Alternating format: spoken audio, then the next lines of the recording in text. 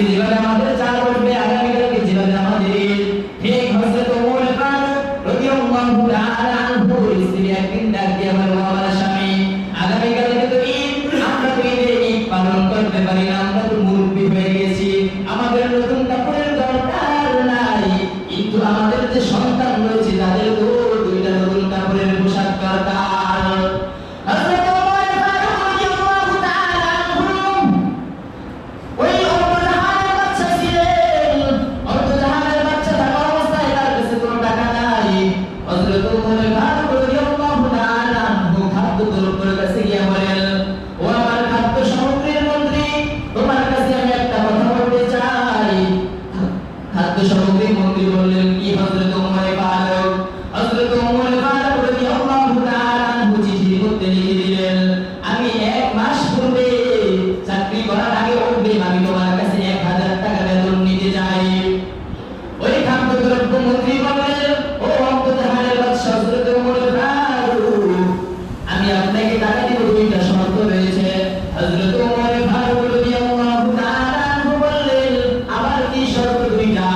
ওই খাদ্যদ্রব্য মন্ত্রী বললেন, দুইটা শর্ত হলো, আপনি যে আমাকে বলেছেন যে আপনার সন্তানকে ঈদের মার্কেট করিয়ে দেওয়ার জন্য 1000 টাকা অগ্রিম চেয়েছেন। খাদ্যদ্রব্য মন্ত্রী বললেন, 1000 টাকা দিব, দুইটা শর্ত পালন করলে। নাম্বার 1, 1000 টাকা দিব, এই শর্ত পালন করলে যে আপনি যদি গ্যারান্টি দিতে পারেন 1 মাস আপনি দুনিয়ায় জীবিত থাকতে পারবেন, এর গ্যারান্টি দিতে পারেন। নাম্বার 2, 1 মাস আপনার এই গ্যারান্টি দিতে হবে যে আপনি অর্ধজাহানের বাদশা হিসেবে একবার আপনি নির্দিষ্ট থাকবেন। হযরত ওমর ফারুক রাদিয়াল্লাহু তাআলা আনহু ডাকতে বললেন, খাদ্যদ্রব্য মন্ত্রী, আমি জীবিত থাকবো এই 1 মাসের গ্যারান্টি দিতে পারবো না, এবং আমি অর্ধজাহানের বাদশা যে 1 মাস থাকবো তার গ্যারান্টি আমি দিতে পারবো না। ওই খাদ্যদ্রব্য মন্ত্রী বললেন, ও হযরত ওমর ফারুক, তাহলে আপনি যে আমার কাছে 1000 টাকা চেয়েছেন আপনার সন্তানকে ঈদের মার্কেট করিয়ে দেওয়ার জন্য, অগ্রিম যে 1000 টাকা চেয়েছেন, এই অগ্রিম যে আপনাকে আমি টাকা দিব, পরের মাসে আপনি চাকরি করতে পারবেন কিনা এর গ্যারান্টি কি? ও দুনিয়ার মানুষ, মুত্তাকি হলো হযরত ওমর ফারুক, যে তিনি বলতেছেন আমি আর কি মুত্তাকি, আমার চাইতে মুত্তাকি হলো খাদ্যদ্রব্য মন্ত্রীর চাইতে বড় মুত্তাকি। কিন্তু আজকে তাকায় দেখো আমাদের মধ্যে মুত্তাকি নাই, কিন্তু এই মাহে রমজান আসলো, মাহে রমজান আমাদেরকে কি শিক্ষা দিয়েছেন? মাহে রমজান তো এই শিক্ষা দেয় নাই যে রমজান মাসে মাগরিবের সময় শুধু ফল খাওয়া, আপেল খাবো, কমলা খাবো, মালটা খাবো না। মাহে রমজান আমাদেরকে শিক্ষা দিয়েছে যে বান্দা মুত্তাকি হও, 11 মাস গুনাহ করেছো, আমি আল্লাহ তোমাকে কিছু বলি নাই, বান্দা আর গুনাহ করিস না, কারণ তুই যখন চুরি করছ আমি আল্লাহ তোকে চোর বলে ডাকবি না, তুই যখন ডাকাতি করছ আমি আল্লাহ তোকে ডাকাত বলে ডাকবি না, চোর ডাকাত বাদ দিলাম, তুই যখন মসজিদের সভাপতি হয়ে যখন মসজিদের টাকা নিয়ে আত্মসমর্পণ করছ আমি আল্লাহ তোকে মানুষের সামনে পরিচয় দিলাম। ও দুনিয়ার মানুষ, আজকে তাকায় দেখো, আজকে তাকায় দেখো মুত্তাকি তো সাহাবীরা কেমন ছিল, কিন্তু আমাদের মধ্যে মুত্তাকি তো নাই, কিন্তু মুত্তাকির ধারে কাছে যাইতে পারে না। আজকে মসজিদের টাকাও, মসজিদের সভাপতি, মসজিদের সেক্রেটারি, মসজিদের কেশিয়ারি একবার সারা জীবন সুদ ঘুষ খায়, কিন্তু আজকে তাকায় দেখো মসজিদের টাকাও আত্মসাৎ করতে বাধ্য হয়, সারা জীবন খায় কিন্তু মসজিদের টাকাও নিজের পকেটে ভরতে বাধ্য করে। এ মুসলমান বাংলা ভাই, আল্লাহ তাআলা তোমাকে সম্পদ দিয়েছে, এই সম্পদ তুমি কোনটা ধরে করছো? আল্লাহ তাআলা কোরআনের আয়াতে বলতে জানায়া দেন, ওয়াল্লাযীনা ইয়াকতিজুনা আল-যাহাবা ওয়াল-ফিদ্দাতা, ও দুনিয়ার মানুষ, ওই সমস্ত ব্যক্তিরা যারা স্বর্ণ ইয়াকতিজুনা আল-যাহাবা, স্বর্ণ, ওয়াল-ফিদ্দাতা, রূপ, যারা স্বর্ণ রূপ সঞ্চয় করে জমা করে, ওই সমস্ত ব্যক্তিরা যে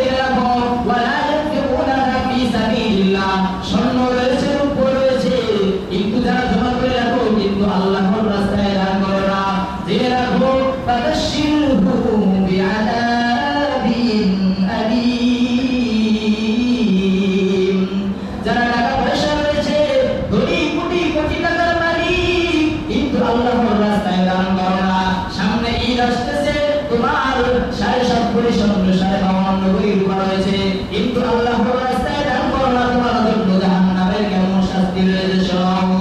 আল্লাহর নবী সাল্লাল্লাহু আলাইহি ওয়াসাল্লাম হাদিসের মধ্যে বলেন, সাহাবীরা আমার, ওই সমস্ত ব্যক্তিদের শাস্তি কেমন হবে জানো?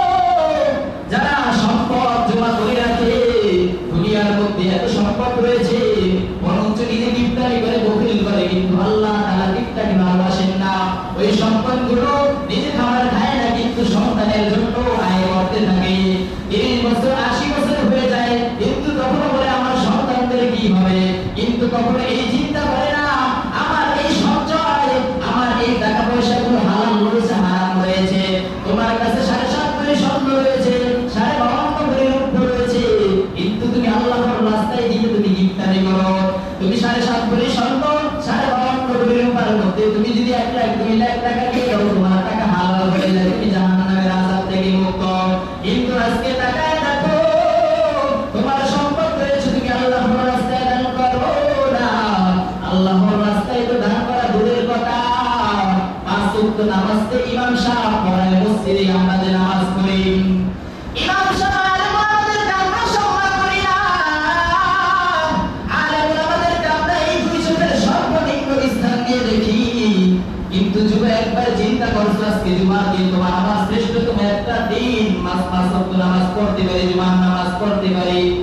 মানুষ বললে ইমাম সাহেবের কথা মনে ভাই, জুমার নামাজের সময় ইমাম সাহেবের কথা মনে ভাই, এশারের নামাজ, ফজরের নামাজ, যোহরের নামাজ, 5 ওয়াক্ত নামাজের সময় ইমাম সাহেবের কথা মনে হয়। কিন্তু একবার চিন্তা করছো যুবক, আগামীকালকে যে ঈদ আসতেছে, তোমার যে সম্পদ রয়েছে, তুমি ইমাম সাহেব এত কোটি কোটি টাকার তুমি মালিক রয়েছে, তোমার ঢাকা বাড়ি রয়েছে, তোমার গ্রামে 20 লক্ষ টাকা 1 কোটি টাকার মালিক রয়েছে, কিন্তু এই ইমাম সাহেবের যে 5 ওয়াক্ত নামাজ পড়ায় তোমার যে মাসিক একটা চাঁদা করা হয়েছে, ওই টাকা আগে তুমি দাও দিলাম। ও দুনিয়ার মানুষ, যখন তোমরা ঢাকাতে একটা চাকরি করো, একটা চাকরি করার পর যখন তোমার বেতন হয় 10,000 টাকা, তোমার মালিক যখন তোমাকে 10,000 টাকা দেয়, তখন তুমি বলো আমার বেতনটা যদি আরো বাড়াই তো কতই না ভালো হতো। ওই মালিক যখন 10,000 এর পরিবর্তে 11,000 টাকা দেয়, মালিকের প্রশংসা করতে তুমি বাধ্য হও। কিন্তু যখন একবার চিন্তা করছো, তোমাদের যাদের বেতন বাড়ে না, তোমরা যারা মালিককে গালাগালি করো, মনে রাখবা তোমাদের এই শাস্তির কারণ হলো তোমাদের সমাজে একটা মসজিদ রয়েছে, এই ইমাম সাহেবরা 5 ওয়াক্ত নামাজ পড়ায়, কিন্তু তাদের সম্মানটা এখন আমরা দিতে পারি নাই। সারা বাংলাদেশ খবর নিয়ে দেখবেন, ইমাম সাহেব হাফেজ সাহেবদেরকে কত সম্মান দেয়, কিন্তু আজকে আমরা ইমাম সাহেবকে যদি 500 টাকা দেয়, আমার আপনার চোখে ভেসে যায় যে ইমাম সাহেব বড়লোক হয়ে যান, ইমাম সাহেব বাড়ি করে ফেলবে। কিন্তু যুবক চিন্তা করছো, তোমার ঈদের মার্কেট রয়েছে, ইমাম সাহেবের তো একটা সংসার রয়েছে, তার একটা সন্তান রয়েছে, তার বাড়িতে কি সব সন্তান ঈদের মার্কেট বানিয়ে দিয়েছি, সেই চিন্তা তো করো না। সারা বাংলাদেশে 27 ইমাম সাহেবদের বোনাস দেওয়া শেষ, কিন্তু এখন কিছু মসজিদের মুসল্লিদের এমন অবস্থা, কমিটিদের এমন অবস্থা যে ইমামদেরকে সম্মান দিতে দ্বিধাবোধ করে, তারা সবসময় চায় ক্ষমতা কিভাবে নিব, মসজিদের সভাপতি সেক্রেটারি কিভাবে হবো, কিন্তু এই চিন্তা করে না যে ইমাম সাহেবকে কিভাবে সম্মান করতে হবে। আমার এই দুই চোখের দেখা, ইমাম সাহেবের গায়ে পাও লাথি লাগতেছে, একবার বলে না যে ইমাম সাহেব সরি মাফ করবেন, বরং ইমাম সাহেবকে পাও লাথি লাগে, কিন্তু তাকে একবার সরি বলো না, বরং তার দিকে চোখ উপরে ফেলে তাকায়। ও দুনিয়ার মানুষ 5 ওয়াক্ত নামাজ পড়ে তো জান্নাতে যেতে পারবে না। এই মার্গে আমাদের কি তোমাদেরকে শুধু মুক্তি শিক্ষা দিতে না, না না, আলেম ওলামাদের সাথে ব্যবহার করতে হবে। 5 ওয়াক্ত নামাজ পড়ে জান্নাতে যাওয়া বিষয়টা এমন নয়, আলেমদেরকে মহব্বত করে তোমার জান্নাত অর্জন করা সম্ভব আছে। অবশ্যই তুমি একটা আলেমের সাথে সম্পর্ক রাখো, ওই আলেমের সাথে সবসময় ভালো ব্যবহার করো, আল্লাহ তাআলা চাইলে হতে পারে এই আলেমের সাথে ভালো ব্যবহার করার কারণে তোমাকে জান্নাত দিতে পারে। ও দুনিয়ার মানুষ, তাই বলবো সবসময় আলেম ওলামাদের প্রতি মহব্বত রাখবেন। আজকে দেখা যায় মসজিদে সামান্য একটু ময়লা থাকলে বাইরে থেকে এসে বলে ইমাম সাহেব এখানে ময়লা কেন, কি পরিষ্কার করেন, বেতন দাও 10,000 15,000 টাকা, কথা বলে 1 কোটি টাকা। ও দুনিয়ার মানুষ, ও মদিনার নবীর আশিকের দল, এই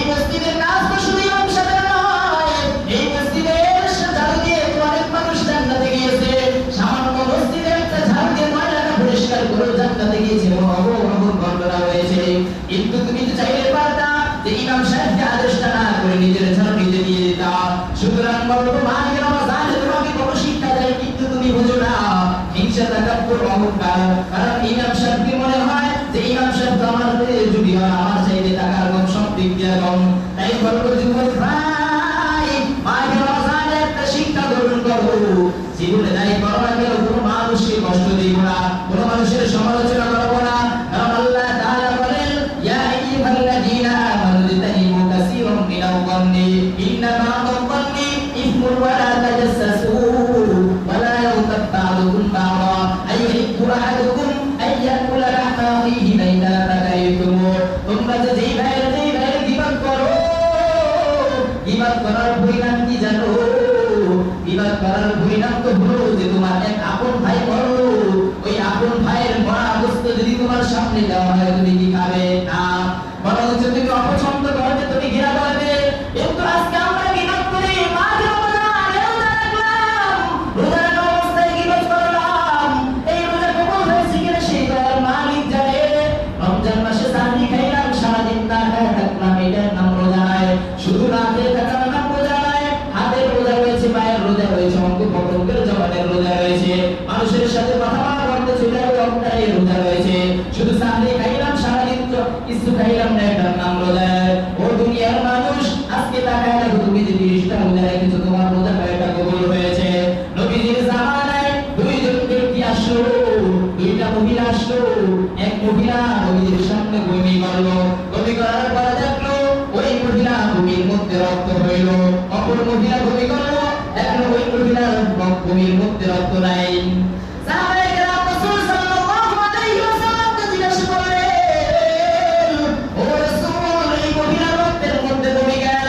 আল্লাহর নবী ডাক দিয়ে বলেন, এই মহিলার রক্তের মধ্যে বমি হওয়ার কারণ হলো এই ব্যক্তি সারাদিন রোজা রেখেছে, 5 ওয়াক্ত নামাজ পড়েছে, সব শেষে আমল করেছে, তাহাজ্জুদ থেকে শুরু করে কোনো আমল নাই যে বাদ দিয়েছে, কিন্তু তারপরও তার রক্ত হয়েছে।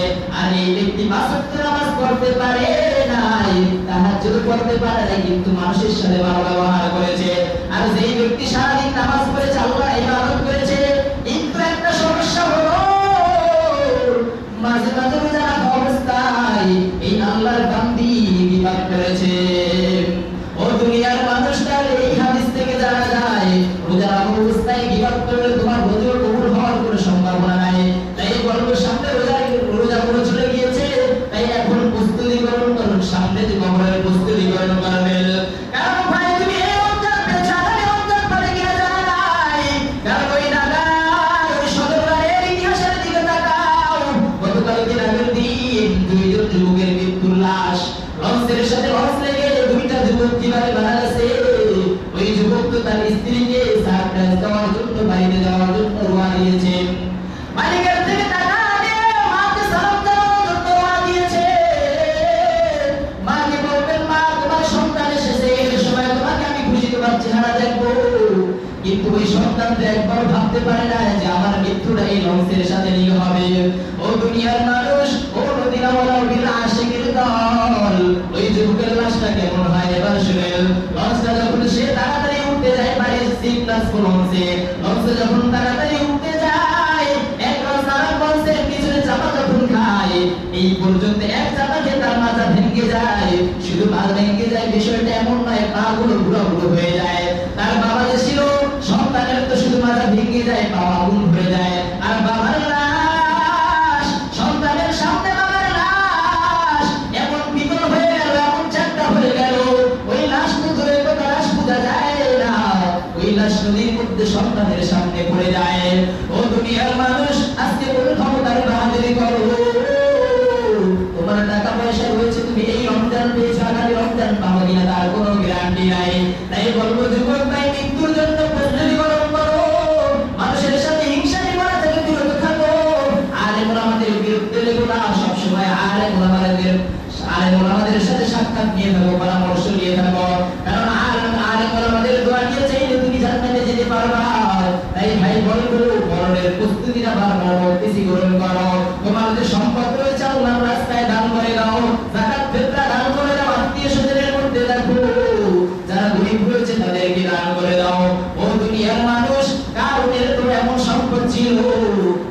বর্তমান পৃথিবী কারণ চাইলে গোটা পৃথিবী এক আঙ্গুলের মুঠি দিয়ে কিনতে পারবেন। কারণ কারণের এমন সম্পদ ছিল, নমরুদের এমন সম্পদ ছিল, ফিরআউনের এমন সম্পদ ছিল, কিন্তু আল্লাহর সাথে নাফরমানি করেছে, যার কারণে এমন সম্পদ থাকার পর আল্লাহ তাআলা তার মৃত্যুটা এমন দিয়েছেন, আজরাইল বলতে বাধ্য হয়েছেন। আল্লাহ আজরাইলকে বললেন, আজরাইল কোন মানুষের জান কবজ করতে কষ্ট হয়েছে? আজরাইল নাফিয়া বলে, ও আবার মালিক, ওই ব্যক্তির জান কবজ করতে আমার কষ্ট হয়েছে। তো এই ব্যক্তির মধ্যে এক ব্যক্তি হলো, তার নাম হলো সাদ্দাত, যিনি জান্নাতের বর্ণনা জান্নাত বানিয়ে ফেলেছেন, হাজার হাজার বছর আগে সুন্দর দিয়ে জান্নাত তৈরি করে ফেলেছেন। কিন্তু ওই জান্নাতে ঢোকার আগে এক পাও জান্নাতে দিলে উপরে ছিল, আর এক পাও জমিনে ছিল। ওই মুহূর্তে আজরাইল জান কবজ করেছে। আজকে তুমি ভাবছো দেখো তোমার তো মৃত্যু হতে পারে, আজকে তুমি দোকানে চা খাইতেছো, মায়ের রমজান মাস তোমার তো মৃত্যু হতে পারে, এই চিন্তা করবা যে কোন সময় তোমার মরণ হতে পারে। আজকে তুমি তোমার ভাইয়ের সাথে ঝগড়া করছো, তোমার মৃত্যু হতে পারে। তাই এখন তওবা করো, আল্লাহ তওবার সুযোগ দেয়। মনে রাখবা আল্লাহ ছাড় দেয়, কখনো ছেড়ে দেয় না।